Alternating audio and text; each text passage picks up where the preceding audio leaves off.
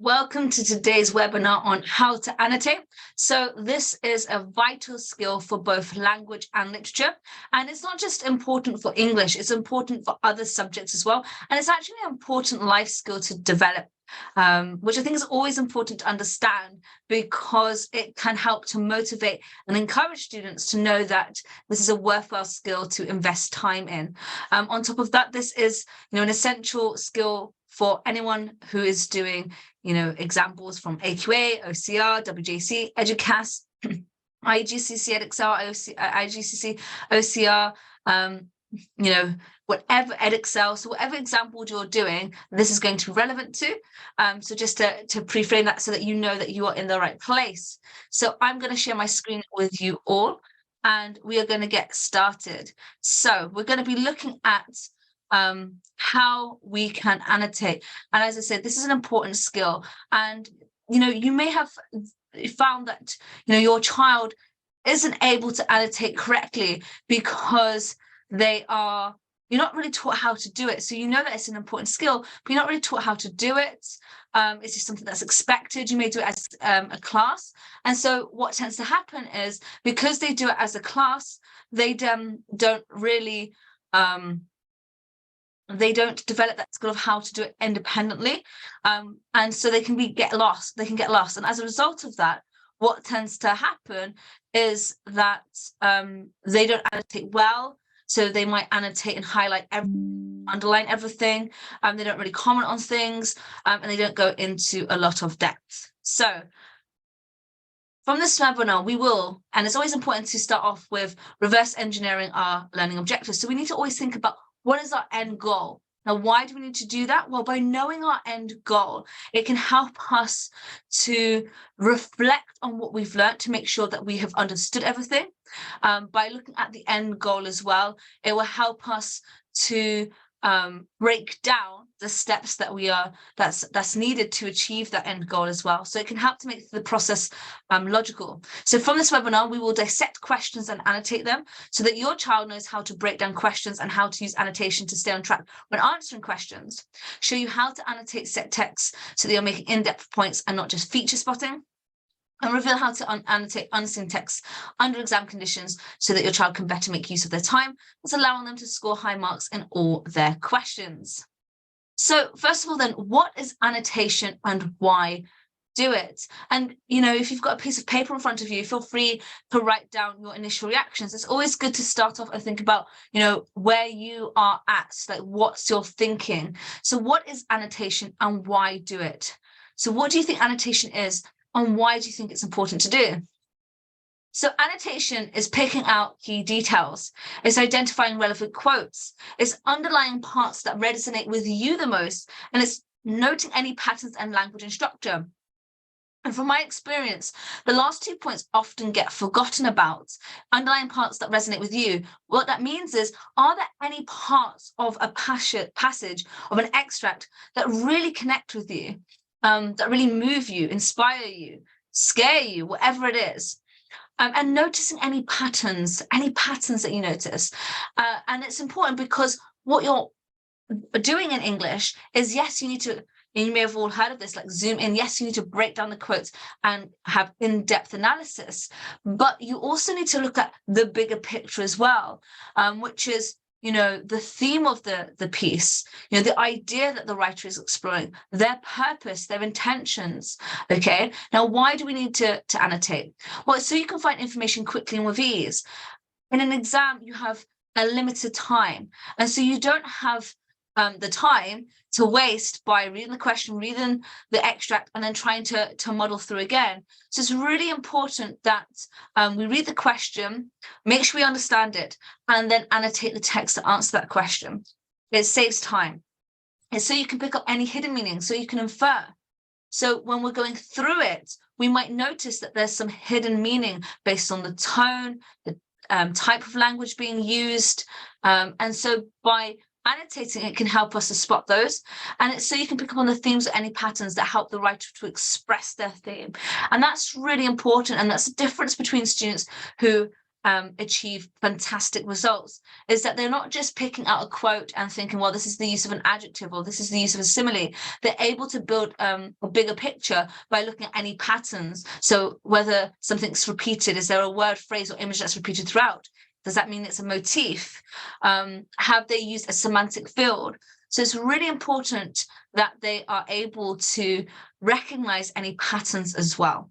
And a motif is something that's repeated throughout a text, and it typically has symbolic meaning, and it helps to express the theme. So for example, for those who are studying Macbeth or who know Macbeth, one of the motifs is blood.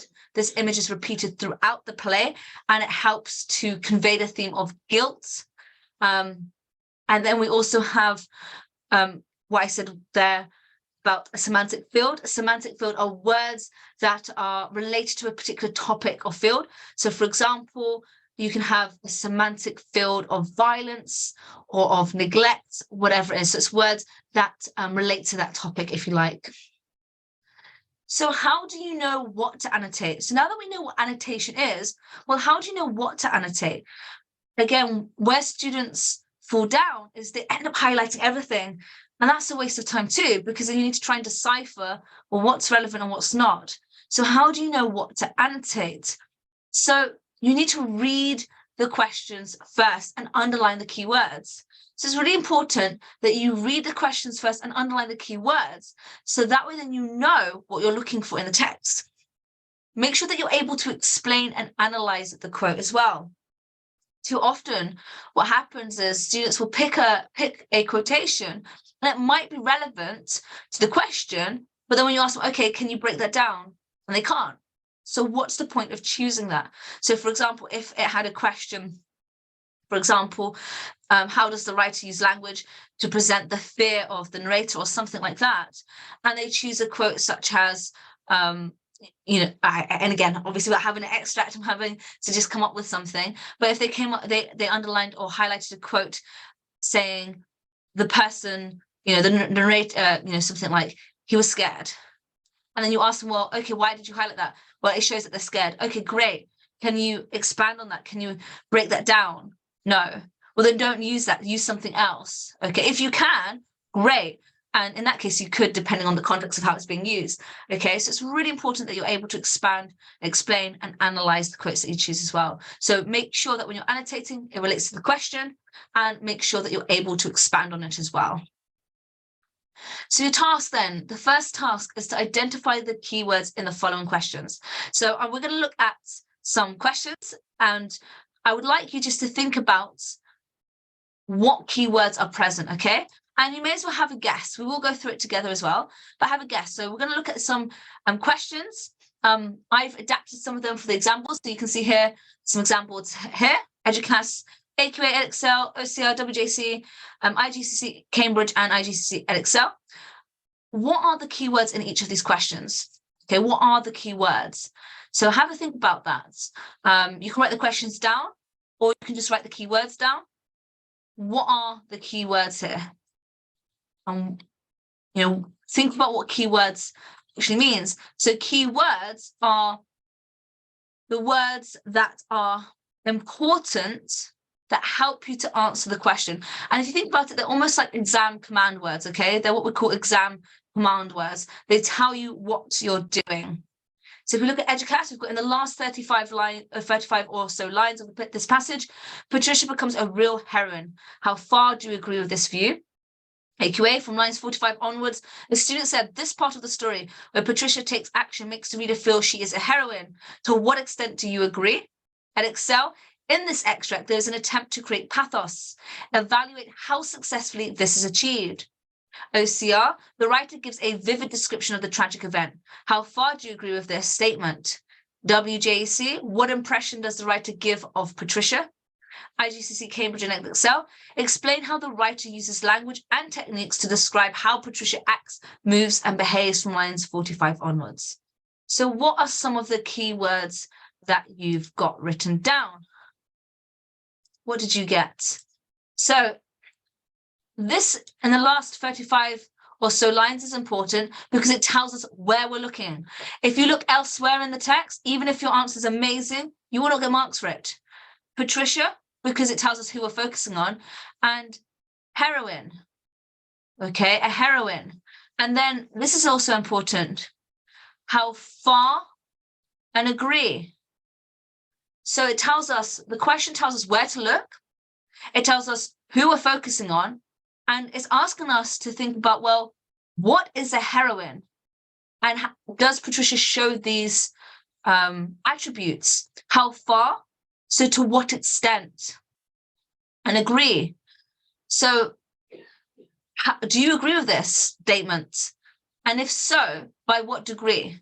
So it's almost an evaluative question here. It's evaluating, does this character come across as a hero? So can you see, by highlighting the key words, by annotating the question, it can get us to be clear about what's being asked of us. And then it also helps to guide us on what we need to pick out. Okay. If we look at AQA from lines 45 onwards, a student said, this part of the story where Patricia takes action makes the reader feel she is a heroine. To what extent do you agree? So again, to what extent, agree, Patricia, and action, and heroine. So again, really important. So you can start to see that by annotating the question, it can really help you to focus. And like I said before, even with this question, then it's saying, well, what you need to know when you're looking at this question, well, what's it asking me? Well, it's asking me, well, what is a hero? Okay, what actions would be deemed heroic? And does this character present them? And how well does the writer convey that? Okay. There's an attempt to create pathos. Pathos means like an emotional feeling. Pathos is emotion, okay? Pity. Evaluate, so judge. So in order to judge something, we need a criteria, okay?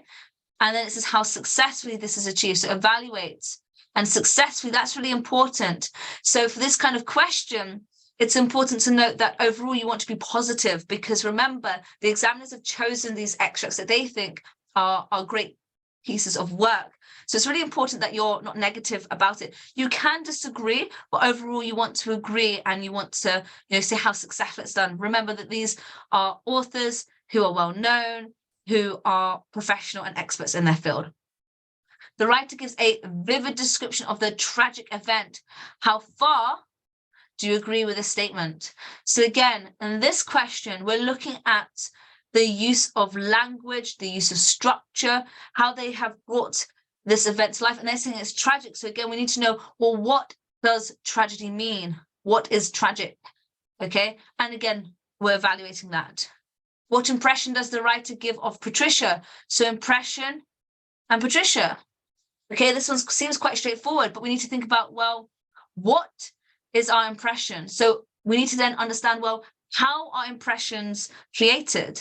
And so we need to then think about, how we convey in our day-to-day life. You can make it relatable. So in this case, then you think about what the character says, does, so their actions, their behavior, what others say about them. Okay. And then you also want to think about the narrative voice, what words, phrases, and techniques are used to bring this character to life as well. So again, can you see how by annotating the question, it allows you to understand the question in more depth? And then this one, finally, explain how the writer uses language and techniques to describe how Patricia acts, moves, and behaves from lines 45 onwards. This is really important. So we need to explain. We need to then explain. So it's asking us, again, well, what language and other techniques are used, and how effective are they in bringing to life this character's actions, her movements and behavior? And again, it tells us where to look. Okay, so really invaluable task. So make sure that we've got these this down, and then we're going to move on to our next task. Okay, so our task now is to match the questions with the introduction, so you can see how annotation helps you to stay on track. So remember, we highlighted the key words. Now, these are important because it helps us when we're reading the extract to pick up those key details, but it also helps us to write it. Too often students struggle when they're faced with a blank page on how to structure the answer. And at Uplevel Academy, we always advise use the keywords from the question, make it easier for your examiner, make it clear that you're answering the question, and make it easier on yourself, okay? You want to make sure that you're focused on track. So use the keywords to help you to do that. So we're going to match the questions with the introductions so you can see how annotation helps you to stay on track. So the first one, we're going to match the answer to the question. So this is model answer 1. Ultimately, the student's thesis of Patricia being a heroine is valid, as the character encompasses all the typical traits of a hero. She is brave and resourceful, and she is selfless in her actions, even though she tragically fails to rescue the animals. Her thoughts are constantly on them. So quick guess, what question do you think this relates to? Is it AQA, OCR, Edexcel, Educast, WJC, IGCC Cambridge, or IGCC Edexcel? What one do you think it is? Have a guess. You may as well guess. There's nothing wrong with making a mistake. Okay, have a look. The answer is AQA. The answer is AQA. Now, the reason being, and it might have thrown you a little bit, is because AQA, remember, asks us to evaluate. It says, this part of the story where Patricia takes action makes the reader feel she is a heroine. To what extent do you agree? Now, of course, Educast was the other one that asked us to evaluate her becoming a real heroine. But the reason why this answer best supports the AQA is because it's looking at her actions, isn't it? It's looking at her actions, okay? So it's really important. Those keywords are very important. Model answer 2. Ultimately, the author gives the impression of Patricia being a heroine as the character encompasses all the typical traits of a hero. She is brave and resourceful, and she is selfless in her actions. And even though she tragically fails to rescue the animals, her thoughts are constantly on them.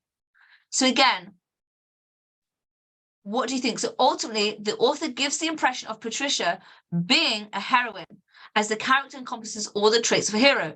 She is brave and resourceful, and she's selfless in her actions, even though she tragically fails to rescue the animals. Her thoughts are constantly on them. So again, you might be thinking that seems very similar to the previous one, but there are differences. And you can see if you just look at the line lengths.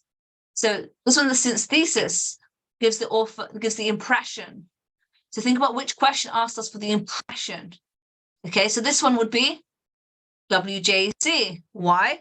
Well, the WJEC question, if you remember, asked us, what impression does the writer give of Patricia? Okay, so for this person, they're saying that their impression of her is that she's a heroine, that she's a hero. Okay, so a bit cheeky there. Okay, next one. This one might be a bit easier. Pathos is successfully created in this extract by the tension in the passage, which is generated by the stoical, matter-of-fact tone of the narrative voice, which forms a stark contrast to the catastrophic, tragic accident. As well as this, pathos is created by the slow reveal of events, allowing the reader to go through the emotions and events along with the characters, thus encouraging them to share and empathize with the characters' loss and pain. So again, what are the key words in this question? In this introduction, and then look at the keywords in the questions. So for this one, what do you all think? So this one is Edexcel, because remember, Edexcel said in this extract, there's an attempt to create pathos, evaluate how successfully this is achieved. So this one would be Edexcel. Yeah, very clear, because that was the only one that mentioned pathos. Okay, let's have a look at this one. In the last lines of the extract, Patricia definitely becomes a real heroine, as the character encompasses all the traits of a hero. She is brave and resourceful, and she's selfless in her actions. Even though she tragically fails to rescue the animals, her thoughts are constantly on them. So again, what do you think is the answer? Well, this one's Educast, isn't it? And that's because you can see they've actually embedded the quote from the question, a real heroine. So you can see there's slight differences, but it's really important because I'm hoping that you can see here that using the keywords and the questions actually allows you to focus, and it allows you to, one, make sure that you're answering the question, but two, it helps you to structure your answer well. and it gives you clarity. And if you have clarity, it means that your examiner will have clarity when reading the answer. So from the writer's use of language and techniques, the overall impression of Patricia's actions and behavior is of her being heroic, since the character encompasses all the typical traits of a hero. She is brave and resourceful, and she is selfless in her actions. Even though she tragically fails to rescue the animals, her thoughts are constantly on them. So what one is this? Yeah, it's IGCSE Cambridge and Excel. Again, the only question that asks you to focus on the language and techniques and the impression on her. So again, the keywords can help you to structure your answer. Okay, and last but not least then, in this extract, the writer vividly describes a tragic event which is predominantly achieved through the creation of tension in the passage. This is generated by the stoical, matter-of-fact tone of the narrative voice, which forms a stark contrast to the catastrophic, tragic accident. As well as this, the tragedy is fully realized by the slow reveal of events, allowing the reader to go through the emotions of events along with the characters, thus encouraging them to share and empathize with the characters' loss and pain, which heightens the sense of tragedy. So for this one then, it's OCR. And again, the only one that mentioned about it being a tragic event and the description. So I hope you can see how annotating the question is so important, not only to help you find the quotes, but to write your answer too. So now then, we're going to look at this extract and we're going to annotate parts of it, okay? And our task then is to see how the annotations help you to structure an in-depth answer, okay? So we're going to read part of this extract and annotate it, okay? And then we're going to use that to help us then to develop, after the introduction, your main body paragraph, okay? So let's click on this. And it doesn't matter what example this is from. As you can see, the questions are remarkably similar, okay? But I want us to make sure that we are looking at part of it, okay? So let's have a look here. So we're going to go from this part here. And I should say as well, you always want to make sure that you read this part because it gives you some insights to what is happening. So the story is told by Ruby Lennox, who is a young girl living above the pet shop run by her parents. She has an older sister called Patricia, okay? That tells us what the story is about. And we're going to read halfway down, but just so you've got it there, okay? And I should say this is from the WJEC Educast example, part of WJEC. It's Educast exampled. But as I said, it really doesn't matter because the questions are quite similar. The papers are very similar as well, and the skills involved are very important too. So let's have a look at this. So we're going to go from lines 35. So Ruby, I open my eyes quickly, yet it's not like being awake. The air is thick and Patricia is veiled in smoke. There's a smell like burnt sausages. The end of the world, I murmur to Patricia. Get up, Ruby, she says urgently. She pulls back the covers and starts tugging me out of bed. But I don't understand until she doubles up with a fit of coughing and splutters. Fire, Ruby, fire. We make our way unsteadily to the bedroom door, and Patricia whispers, I'm not sure we can go out there, as if she didn't want the fire to hear. But she's not whispering. It's the smoke rasping her throat and making her hoarse, as I discover when I try to speak. We open the door very cautiously, as if all the fires of hell were behind it. We immediately start to choke and have to stagger back inside, gasping and retching, hanging on to each other. We're human chimneys. So remember, our focus is on Patricia and how Patricia is presented. So if we were to look at this, how would we annotate it? So again, it does depend on your question, but what you'd want to be looking for is anything that's relevant. So I would first of all look at this, get up, Ruby, she says urgently. And then if I was annotating that, I would pick up on the command, get up, Ruby. So we have a command, an imperative here. So we could write imperative. And then I think about what's the focus on? Well, the focus is on her little sister. Patricia is the older sister. We know that. So again, that shows leadership, care. The fact that she speaks in an urgently shows that she is mature enough to understand the seriousness of the situation. And then again, I would start to look at any language patterns as well. So language patterns that I notice, she pulls back the covers. So she pulls, tugging, okay? So we have some dynamic verbs, action verbs that shows that she's taking lead. So it fits in nicely with this point here about her being a leader. So can you see that? So we start to pick up quotes that are relevant. Patricia starts pulling covers off the bed and stuffing them underneath the door. Then she flings everything out of my chest of drawers until she finds 2 school blouses, which she wraps around our faces. In different circumstances, this could have been fun. Help me, she croaks as she tries to push up the window, which is hopelessly stuck. I start to get hysterical and drop to my knees with a jab of pain and pray frantically to be saved from incineration. So again, we've got to focus on the narrator here, but our focus needs to be on Patricia. Again, we've got some dynamic verbs, pulling, stuffing. And then Patricia, more practical, grabs the nightlight and smashes it against the window again and again until she's broken all the glass. Then she takes the bedside rug and places it over the broken glass on the windowsill. Patricia really paid attention at Girl Guides, thank goodness, and we both hang out of the window, gulping in great lungfuls of cold night air. Patricia turns to me and says, "It's all right, the fire brigade will be here soon," knowing that neither of us believe this. So again, what I would be picking out here is, as I said, so first of all would be the pulling, stuffing, those dynamic verbs. We've got Patricia, more practical, grabs the nightlight and smashes against the window again and again until she's broken all the glass. Now again, Patricia, more practical, that seems to be a relevant quote, right? And you can definitely embed that. But if you were to struggle with how to break that down and analyze it, then don't use that. Use something else, okay? That's not to say that you can't embed it to make your sentence flow if there's a purpose to it, but don't waste your time trying to get something from a quote if you can't. There are more quotes that you could use instead. And then if we've got here, Patricia turns to me and says, "It's all right, the fire brigade will be here soon," knowing that neither of us believe this. So again, you want to think about what the relevance of a quote is to the question, but also what techniques do you notice and can you use them. So Patricia turns to me and says, "It's all right, the fire brigade will be here soon." So what I might do, depending on the question that we're looking at, but how could I focus on this? Well, her actions again show that she is looking out for her little sister, but the fact that her speech is embedded into this sentence highlights her desire to protect and reassure her sister.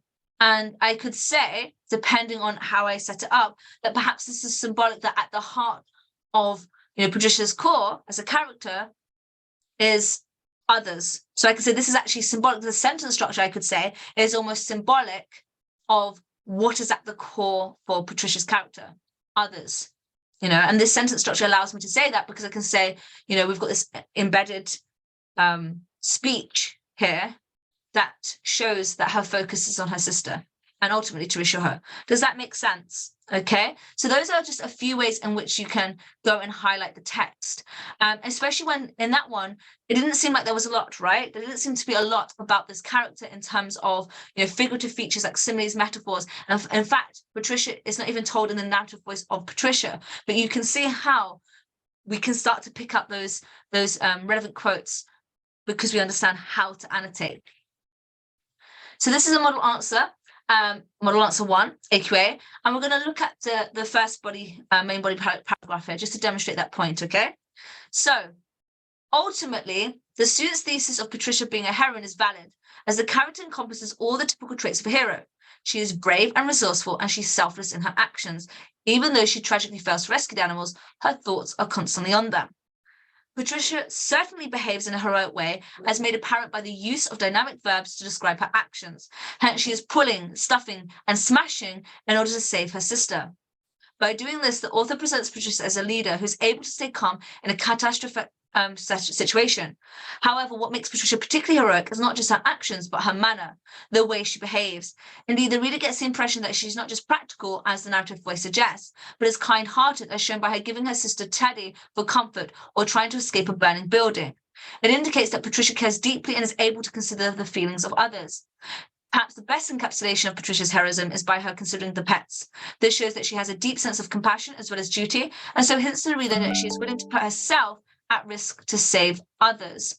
So can you see here that by using annotation, It helps us to notice the patterns and to make insightful points. So it's saying, yes, this is true. And remember that quote I talked about a moment ago being, practical. Like I said, if you can't really say anything about it, don't include it. But here it's embedded and it's used to say, well, yes, but actually she's more than just practical. She's kind-hearted. Yeah. I hope that makes sense. So again, practice this. Go through past papers, go through your set text. And for your set text, you would do the same thing. With your set text, it's arguably a bit easier because you know that the questions are going to be ultimately on themes and characters. So you need to start to think about, well, how is this theme conveyed?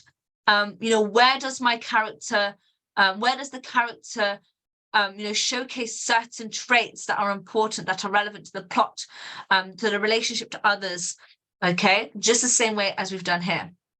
So the key takeaways from the session then, make sure you practice annotating by going through past papers, annotate the question to ensure you understand it, and choose quotes that you can analyze, that relate to the question and that personally resonate with you, and identify any patterns. That's really important. It will help you to get the highest marks, okay? I hope you enjoyed that. Have a fantastic rest of the evening. Bye for now, everyone.